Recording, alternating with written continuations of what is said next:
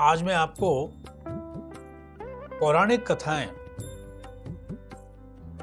जैसा कि हमारे चैनल का नाम भी है धर्मोत्कर्ष, तो अपने सनातन धर्म से संबंधित जो नाना प्रकार के वेद पुराण इत्यादि ग्रंथ हैं, तो पौराणिक ग्रंथों का अध्ययन करके मैंने आपके लिए कुछ पौराणिक कथाएं चुनी हैं और उन कथाओं का आप रसपान करेंगे, श्रवण करेंगे। उससे आपको सनातन धर्म की अपने पौराणिक अपनी पृष्ठभूमि की जानकारी होगी। हम सभी को देखिए, आज के इस समय में किसी को इतना समय नहीं कि आज के इस दौर में कोई वेद पुराण कोई ग्रंथ रखकर बैठे अध्ययन करे। इसके लिए जिनकी रुचि है, जिनके पास समय है, जो ये कर सकते हैं, वो लोग ये कर रहे हैं। मैंने भी आपके लिए इस प्रकार के पुराणों का अध्ययन करके श्रीमद् भागवत महापुराण में भी और श्री विष्णु महापुराण में भी ये कथा है। और जैसा कि हम अभी धौलपुर में रह रहे हैं, ये धौलपुर राजस्थान का एक ऐसा शहर है जहां पर जगह जगह लिखा हुआ मिलेगा रणछोड़ नगरी। इस शहर का नाम रणछोड़ नगरी भी है। क्यों?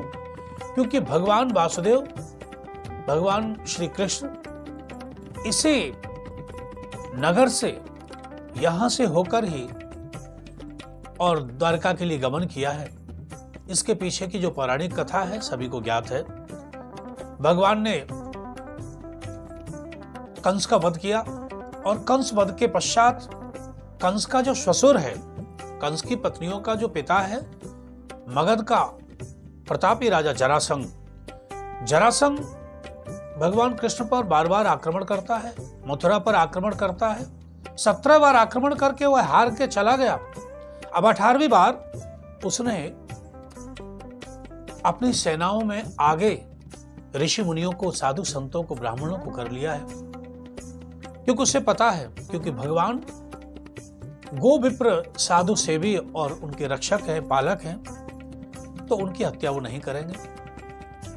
और इधर कालियवन नाम के जो राक्षस है, उससे भी उसने संधि कर ली है।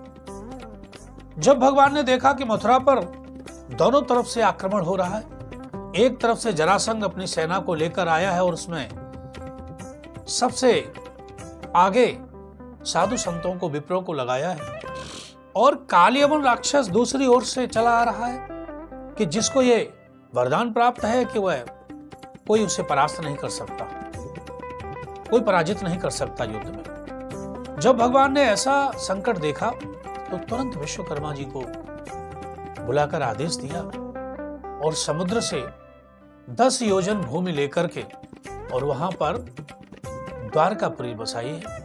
द्वारका नगरी ऐसे दिव्य और सुंदर नगरी को बसा करके अपने परिवारी जनों को, मथुरा वासियों, यदुवंशियों को वहां भेज दिया। और जब आक्रमण हुआ तो भगवान अपना रथ लेकर के और धौलपुर शहर की ओर आए। पीछे पीछे कालियवन दौड़ने लगा और भगवान ने आकर के, यहां पर सभी जानते हैं धौलपुर में मुचकुंद एक महाकुंड है और वो पवित्र स्थान है, तीर्थ स्थल है। वहां पर एक प्राचीन गुफा है और उस गुफा में जो मुचकुंद योगी थे, इक्ष्वाकु वंशीय मानधाता के पुत्र। इक्ष्वाकु वंश में मानधाता बड़े प्रतापी राजा हुए हैं। देवासुर संग्राम में वो युद्ध करने जाते थे। मुचकुंद योगी भी देवासुर संग्राम में युद्ध करते करते जब युग बदल गया तो फिर उन्होंने देखा कि हमारा परिवार राज सब चौपट हो गया, तो निद्रा का वरदान लेकर के देवताओं से और विराम कर रहे हैं, विश्राम कर रहे हैं, सो रहे हैं। इतने में भगवान उस गुफा में प्रवेश किए और पीछे पीछे कालियवन दौड़ता हुआ आया। कालियवन ने सोचा कि ये पीतांबर देख करके, क्योंकि भगवान ने पीतांबर उनको उड़ा दिया था, देखा कि पीला वस्त्र पीतांबर है, ढोंग कर रहा है, यही है। उसने पैर से ठोकर मारी।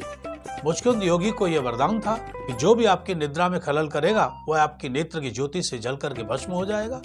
कालियवन मुचकुंद योगी की उस दिव्य दृष्टि से जल करके भस्म हो गया। जब थोड़ी देर में भगवान को सामने देखा तो मुचकुंद योगी ने प्रार्थना की और इसके बाद भगवान ने उन्हें वरदान दिया और गंधमादन पर्वत यानी जो बद्रिकाश्रम है वहां भेज दिया। उन्होंने कहा, भगवान ने कहा कि आप वहां जाकर के तप कीजिए और इसके बाद हमारे परम धाम को आइए। इस प्रकार यहां से भगवान ने द्वारका गमन किया। यह धौलपुर नगरी इसीलिए रणछोड़ नगरी कही जाती है। मित्रों, भगवान ने रणछोड़ नाम इसीलिए कहाया क्योंकि वो नहीं चाहते थे कि अकारण इतने साधु संत ब्राह्मणों का वध किया जाए, हत्या हो। इतने निर्दोष प्राणियों की हत्या को बचाने के लिए भगवान ने रणछोड़ कहलाया पसंद किया। तो ये जो कथा है आप सभी जानते हैं, इसको एक बार फिर से जान लें कि भगवान का नाम रणछोड़ इसीलिए पड़ा और धौलपुर नगरी का नाम भी रणछोड़ नगरी है।